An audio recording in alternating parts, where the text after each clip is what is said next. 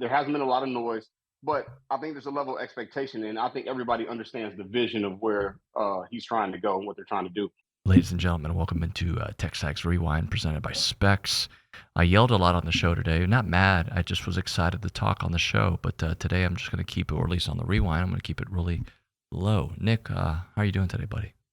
I'm good, David. How are you? I'm good. You want to tell people some of the stuff we had on the show and leave a little bit for Matthew Dawson? Well, of course, we had Olin Buchanan on the show. He's the TexAgs columnist and Heisman Trophy owner, as well as Ryan Brauninger, the TexAgs baseball analyst, recruiting analyst. He can do it all. And over to the Angry Elephant News and Social Center, Matthew Dawson. Matthew, can you tell us something else that we had on the show that you probably don't know what we have on the show? Well, Jordan Pugh came on the show, and now we're talking like Batman. I don't know why. I know you love Batman, David, but... Where's Harvey? Where is he? Is that good? That was really good. That's pretty good. Appreciate it. And then did I say Billy Liucci? Was that already mentioned? No, we got to stay in character, please. You can go to Batman. Where is he? There you go. Where's Billy? Where's Billy? I don't know. I'm sorry. I know there's going to be a faction of you like, why are you guys always joking around, dude? And there's going to be like 6 of you that comment, more joking, dude. Is that like Bill and Ted? You guys know about Bill and Ted? No, you don't. Bill and Ted's Awesome Adventure? Yeah, look at you. Never seen it. I haven't either. I just know the trailer. All right, so rewind, check it. Anyway, like it's almost like they were paying us a compliment. No, I think it could be a good year for A&M. I think you guys could probably go 8-4. Dude, that's not. I mean, that's an okay year, right? Like, and I know the last 2 years you haven't reached that, but it's July. I want more than 8-4. Of course. If you navigate through a season, you got injuries and you got this and that, then of course you reevaluate. It's freaking July. I want minimum 9 wins is what I want. Minimum, yeah. That's what I want. Yeah. Right? Minimum 9. And I think it's doable because I believe the change. Now here's where I can counter. Like, well, why is it going to be difficult? What did Coach Elko say? 48% of the roster turnover. Yeah, that's difficult. It's a lot of. That's It's not necessarily a bad thing. But what about your key play? Yeah, exactly right. What about your key players that are back? I'm sorry, I'm sold. Do you remember? And I said this to Billy yesterday. I'll say it to you. Do you remember the first time I went to an A&M football practice under the Jimbo regime? I was what's the word I'm looking for here? I watched Michael Clemens. I was like, oh, my God, this guy's an NFL player. And I remember coming back and explaining to you guys on the show, like, I've been covering U of H and Rice, and I saw these, what I thought were men, and I see this guy. Now, that's a man, all right? He was in a suit. He's not dressed out. But I saw that dude. I go, oh, that's a man when it comes to Shamar Turner. Yeah, Shamar, who looked like he was trying to burst through the like his thighs were trying to burst through his pants. I mean, he's up to 300 pounds. I got to believe a lot of that's just in the lower body, from the where the power comes from when you're rushing and things like that. So, yeah, Shamar looked great. And I think we all anticipated it, but to acknowledge it and confirm it that he's going to move inside, where he should have been all along. It's one we felt good about for a while. Kelshawn's a kid that this coaching staff had put a high priority on from the time that they got to College Station. And when they were evaluating the receiver targets in state, that pool of players has kind of fluctuated in terms of priority targets. But one thing that hasn't was, Kelshawn Johnson standing for Mike Elko and Holman Wiggins. And this was a kid that it just kind of felt A&M's like an A&M kid for a while. Yep. Especially once they put the pedal to the metal over the course of the spring in terms of his recruitment. Texas did all they could late to try to wedge their way in. And I don't know how it's being covered on their side, but I got it on pretty good authority that they went in and tried to undo A&M's lead here pretty late. And it was, the craziest part about it was the Hurricane gave Texas more time because he was going to announce like last Monday, and then obviously Hurricane Beryl hit, and like they just kept having to push it back because that Galveston County, a lot of it was without power still. So he was having his announcement at the school, and they just kept having to try to, push it back until they got everything up and running down there. But that was kind of a weird time. And talking to some people there, I was like, man, is this going to affect A&M standing? Like, we don't think so, but you just never know. Like, Texas is continuing to push on this thing. But, he stuck by his guns, and we had felt really good about A&M. really coming into the month of July for Kelshawn, and he kind of never wavered. Even though Texas did make that push, I'd not received any indication that he was never not going to pick A&M. What kind of player is he when you break down the skill set, the speed, all that? Well, the comp that everybody's made, and I've made plenty of times, was Anias, because he's just so versatile. But they're built differently. Anias was a little shorter and stockier, lower center of gravity.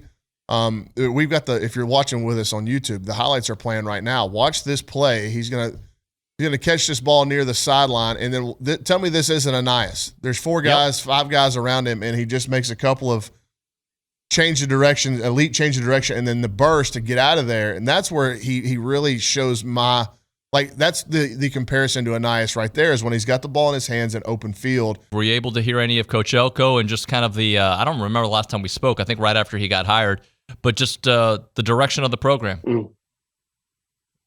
I love it. I love the fact that they've been quiet. And here's what I love. I love the fact that he's demanded the work out of the guys. There hasn't been a lot of noise, but I think there's a level of expectation, and I think everybody understands the vision of where he's trying to go and what they're trying to do. I think that people are sleeping on Texas A&M, and I'm not saying that because, of course, former Aggie, former player. I think when you look at the roster, the players are there, all the tools are there. We have the necessary pieces in order to be successful. Sometimes you just need a different chef in the kitchen. There's a whole lot of people that if you give them ingredients to a dish, they can't make anything. But if you give it to the right person who can cook it up, you can have a lot of success. And I think with Elko, the thing that I like about him, he's very measured. He understands what the task at hand is, but also he strikes me as the guy who can lead the group, who can cast the vision, and who knows how to take those ingredients and make a proper dish out of it. That's the sense I got from him. Very down to business, no nonsense, will hold people to a high standard. And I think that's the thing that A&M has been missing. We've always had the talent. It hasn't been a lack of resource. It hasn't been a lack of talent. Sometimes you just need the person to put the right pieces in the right place. And I think he has what it takes. He understands what it is. And I think he can put those pieces in place in order to get it successful. That's what I heard yesterday when he was talking. I was listening for not really key words or key terms. I was listening for tone and vision. And I think he hits those 2 measurements. Yeah, I thought the biggest thing that caught my attention this week, as far as A&M goes, are 2 things. Number one, I think the people outside of College Station are more bullish on this team. They're not bullish on them winning an SEC title, but there are a lot of them that think this A&M team is a back end of like a playoff contender. Like, could they be 9-3? Could they be 10-2? A lot of them thought they'd beat Texas. A lot of them also are like, you show me. Mm-hmm. Like, I'm not going in on A&M until you show me. And that's the mix. But there were more people than I thought that were going, they should be a pretty good football team year 1 under Elko. Like, he provides a lot of what they're missing. And then the other thing that a lot of people talked about that really resonated was Connor Wigman. You guys heard what Jordan Rogers said about him, just talking to people, to the side and now, over drinks and dinner and lunch and things like they're sitting there and everybody's like, Connor, seriously, like, this guy's really damn good. And what I keep saying is, what if Connor Wigman didn't break his foot? What's the conversation about Texas A&M like this past week? What are they talking about? Well, can you play that through though for a minute? Well, because Jimbo might still be here. But just for a moment, yeah. If he doesn't get hurt, they're not 7-5. I'm sorry, they're not. Okay, They're not 7-5, and he finishes. If you just take the average of what he's done in his first, 8 games starting or 8 games playing, and that translates to an entire season, he is coming into this as one of the 4 or 5 best quarterbacks in the SEC. Exactly, and so, AKA an all SEC contending quarterback. Dawson, in your best Batman, angry, moment of crisis that he needs to intervene, tell us what to do. You want to see... That's Joker. Yeah, that's the Joker. Whoa, I know, but hey, I thought it would... That was good. It's pretty good. You want to know how I got these scars? Do it. You want to know how I got these scars?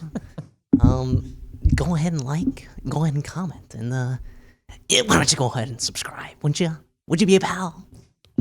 I don't know what he does better. I don't know. That was really good. That's pretty good. Hey, I'm gonna drink that coffee to that. You're a new toy. We're gonna have you do new ones. We had Nick doing the Trump thing. Now we got you doing things. This is great. All right, I can't do any voices, but Hulkamania, brother. That was not even a good one. What about Macho Man? It's the same voice, but it's a little better. Ready? Here we go. Oh yeah, brother. Okay, that was good. That was good. Okay, now I can't speak for weeks. See.